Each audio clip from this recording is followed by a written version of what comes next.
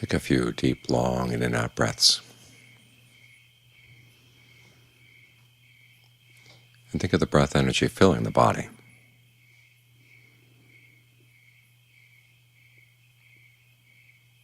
When we talk of the breath energy being full, it's not a matter of having your lungs stuffed with air. It's more that the energy channels throughout the body are open, and they feel saturated with comfortable energy.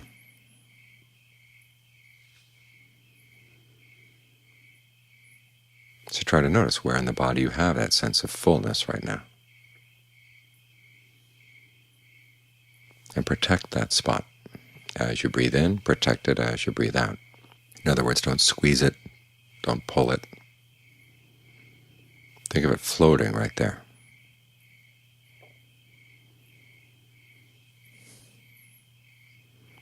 And as for any spots that don't seem to have a sense of fullness, allow it to develop. Some people feel it most easily in their hands, other people feel it most easily in the chest.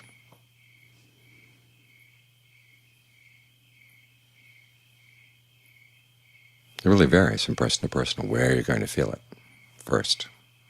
But once you notice that there's an area that does feel relatively full of nice energy, think of it spreading out from that spot.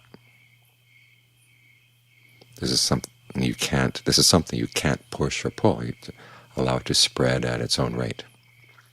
And tell yourself you're in no hurry. You don't have to anticipate how soon it's going to happen, how long it's going to take. It's something that happens right on the cusp of the present moment. So if you're leaning too much into the future, you're not going to see it. If you're leaning back into the past, you're not going to see it.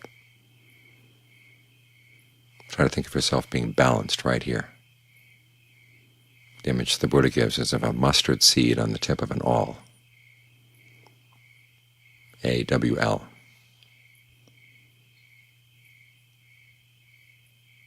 Like an extremely sharp nail.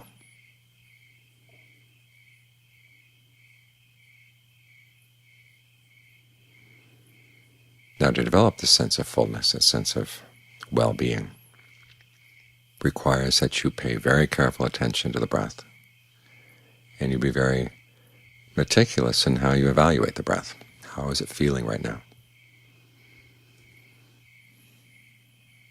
When you breathe in, does the breath energy spread smoothly, or does it feel like you're pushing or pulling it too much?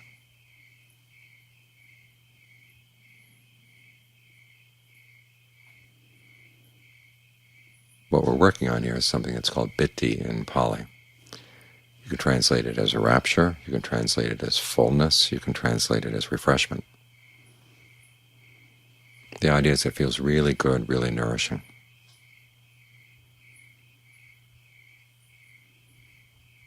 The Buddha talks about it as one of the energizing factors of awakening. And it's also kind of food.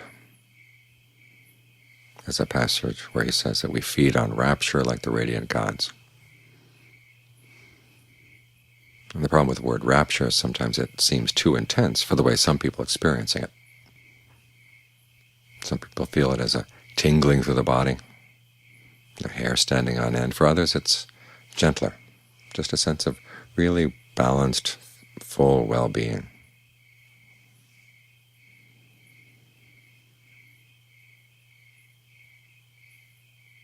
Some people feel it in waves coming over the body. And some people it's so intense that the body starts moving. And the intensity is not a measure of the intensity of your concentration. It's more a measure of how starved the body has been feeling. If it's been feeling really starved, it's going to be extremely intense.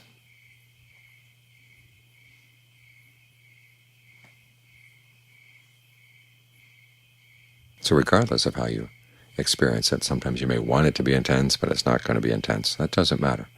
Be very patient with it. Again, if you start pushing it too much, it withers up. Have a strong sense of allowing the energy to be there. And if it's going to spread, it's going to spread at its own rate. You just try to maintain your balance right there on the cusp of the present, and it'll do its own thing. This is a really important part of the meditation. And John Fuang used to say that it's like your mind is like a machine, and it needs lubricant. Otherwise it's going to dry up. Your practice gets dry if there's no sense of real refreshment and well-being. He talked about one time being alone up in the forest in northern Thailand. And what kept him going through the day was his ability to tap into this when he needed it.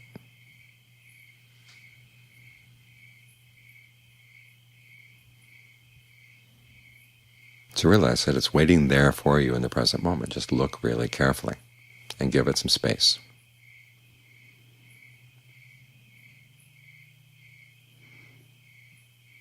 In the beginning it may not seem like much, but you've got to give it a chance. It's like that old fable of the mouse and the lion.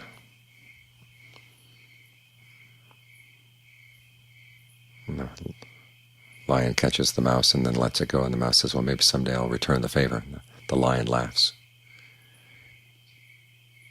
And then a while later the lion is caught in a net, and the mouse comes and eats away at the net and frees the lion. So don't disparage little things. Don't disparage weak things, because they can grow. They can get stronger.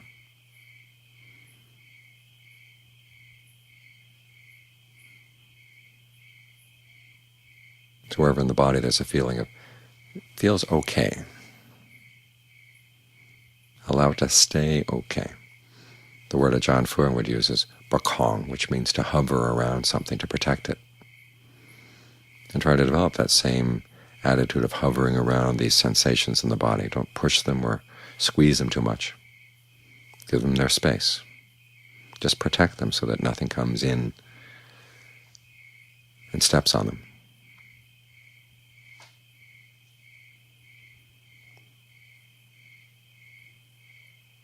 As for any questions the mind may have about how long this is going to take or how much longer we're going to be sitting here, just drop them, drop them, drop them, let them fall away. Try to find a sense of balance right here.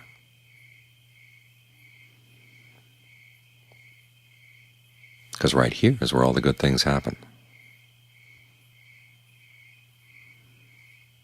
where all the important things happen as well.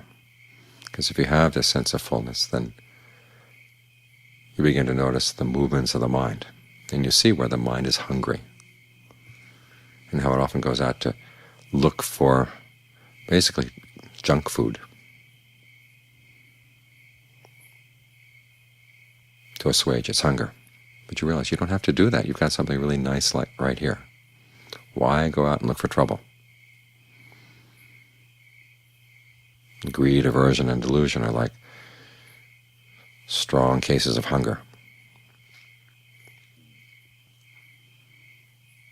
And they're never really satisfied. When you act on these things, there may be a little bit of fullness and a little bit of energy that comes, but then it goes. It's like food that's bad for your health.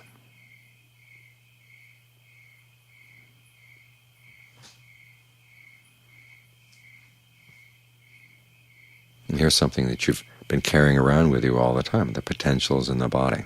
And John Lee talks about this a lot, that the body has all kinds of potentials that we rarely take advantage of because we don't let the mind get quiet enough to allow them to show themselves.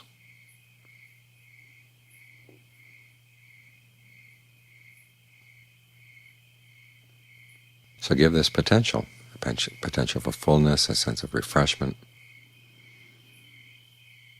Give it some space. Give it some time.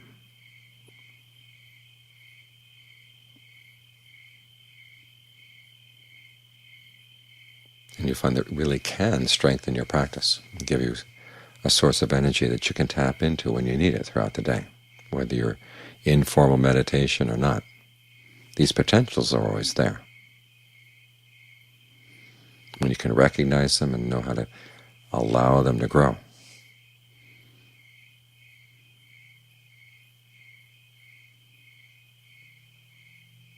You've got a constant source of food, a constant source of energy